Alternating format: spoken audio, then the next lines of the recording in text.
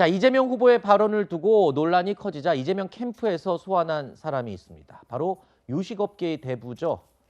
백종원 더본코리아 대표입니다. 들어보시죠.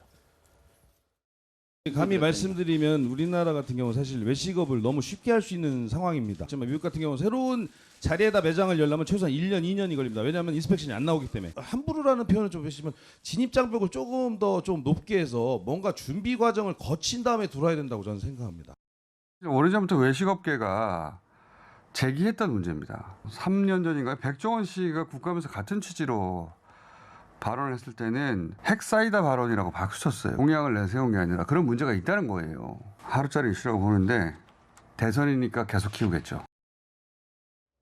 자, 김어준 씨의 발언까지 이어서 들으셨는데 한마디로 백종원 대표가 말할 때는 공감하더니 이재명 후보가 말하니까 문제 삼는 거는 좀 어폐가 있지 않냐 이런 지금 얘기네요. 사실 김어준 씨도 그렇고 뭐 이재명 캠프 측에서도 그렇고 이 논란에서 한 발 차라리 빠지는 게 저는 개인적으로 낫었다고 생각하는데 네. 백종원 씨는 대표는 괜찮고 우리한테 왜 그래 이렇게 나오면 네. 이게 틀리지 않았다는 얘기를 하는 것처럼 들린단 말이에요. 네. 근데 백종원 씨가 얘기한 거하고 이재명 지사 얘기한 건 아예 근본적으로 다릅니다. 그게 뭐냐면 네. 지금 이재명 후보의 얘기는 숫자를 정하자. 네. 그리고 숫자 더 늘리지 말자. 네. 그러니까 한 명이 나가야 다른 사람이 들어올 수 있는 거예요. 쉽게 말하면. 그렇죠. 그리고 그 사이에서 택시 그 면허 관련된 얘기도 이재명 네. 후보가 던 적이 있단 말이에요.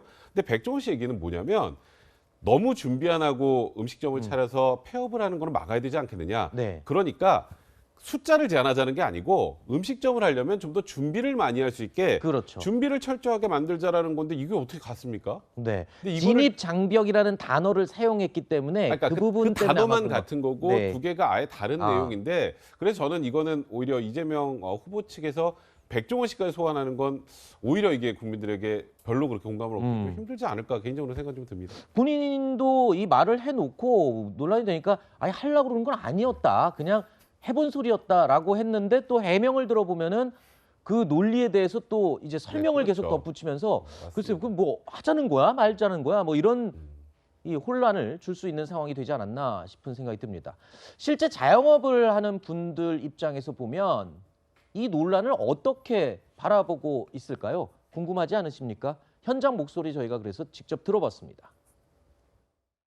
자영업자들이 너무 많으니까 약간 규제 있는 것도 좋은 방법이라고 생각을 하는데 손님들이 많이 분산되니까 지금은 또 비상 상황이잖아요.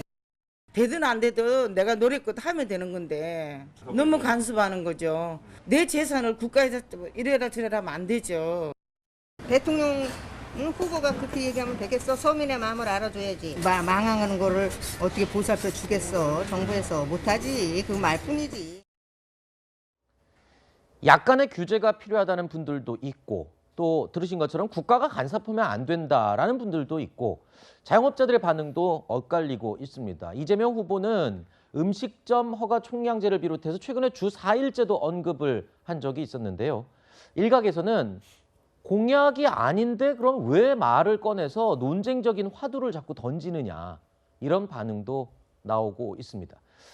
이 가끔 장난칠 때 아이들이 그럽니다. 뭐라고 얘기를 해놓고 역정을 내면 아니, 장난이야, 농담이야, 그냥 해본 말이야 뭐 이러는 경우가 종종 있는데 그거는 이제 일반 사람들의 경우고 지금 대선 후보로서 그 말의 무게감을 생각할 때는 글쎄요, 공약이 아닌데 저렇게 그냥 던졌다가 아, 생각을 해본 거예요. 뭐 이렇게 얘기하는 건 조금 어울리지 않는다라는 지적이 많거든요.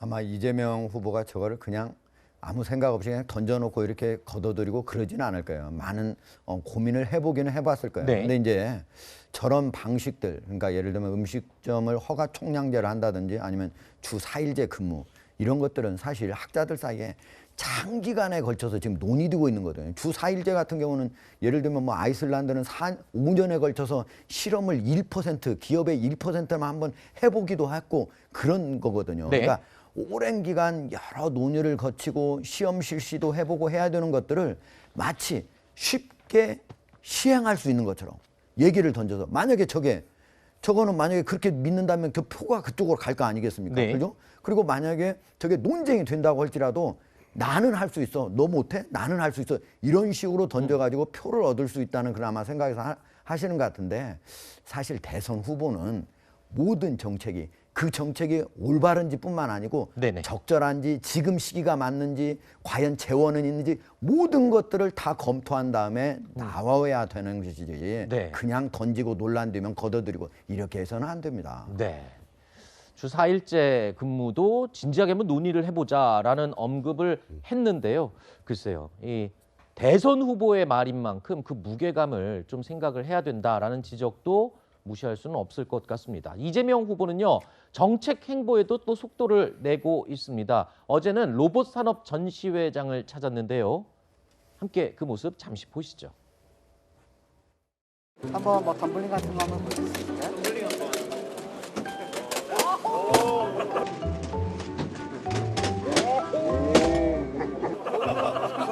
망가지는 거 아니에요? 되더라도 스스로 일어나야 되는데 네, 일어날 겁니다.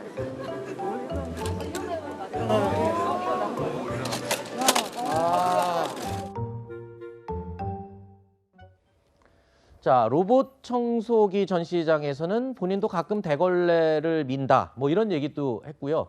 로봇 청소기가 가정 불화를 줄이는 데 도움이 많이 된다라는 이야기도 했다고 합니다. 자, 경제 지도자의 면모를 강조하려는 행보로 보이기도 하는데 뭐 중간중간 가정적인 이미지도 많이 어필하려고 노력하는 게 보입니다. 그러니까 이재명 후보가 이제 민주당 후보로 확정이 되고 나서 내년 대선에 또 아주 중요한 화두 중에 하나는 결국 경제 아니겠습니까? 네. 그러니까 경제를 챙긴다는 것, 그리고 지금 저 로봇 전시장은 그냥 단순히 경제를 넘어서서 4차 산업혁명과 관련된 그런 로봇들에 관련된 그 곳이기 때문에 네. 그러니까 좀 더 이런 4차 산업혁명 부분에 대해서도 잘 챙기고 있다라는 그런 취지를 좀 보여주려고 하셨던 것 같고 네. 또 이재명 후보의 아킬레스건 중에 하나가 소위 말하는 형수욕설 논란이나 이런 것들이 있지 않습니까? 네. 근데 거기에 대해서 이제 굉장히 가정적인 이미지, 네. 따뜻한 이미지를 강조하기 위해서 나도 저희 집에서 종종 대걸레를 미는데 어이구 이 로봇 사면 나도 그 해방될 수 있겠네요. 이렇게 좀 친근한 이미지도 좀 보이고 그리고 또 로봇 그 판매하는 직원이 설명을 해주면 이런 얘기를 했다고 합니다. 젊은 부부는 남편이 아내한테 사주고 네. 나이 드신 부부는 아내가 남편에게 사준다. 아유 그럼 그게 정상 사회지 네. 하면서 이제 소위 말해서 이 가정의 화목이나 이런 부분들에 대한 얘기도 같이 덧붙인 게 아닌가 싶습니다. 네.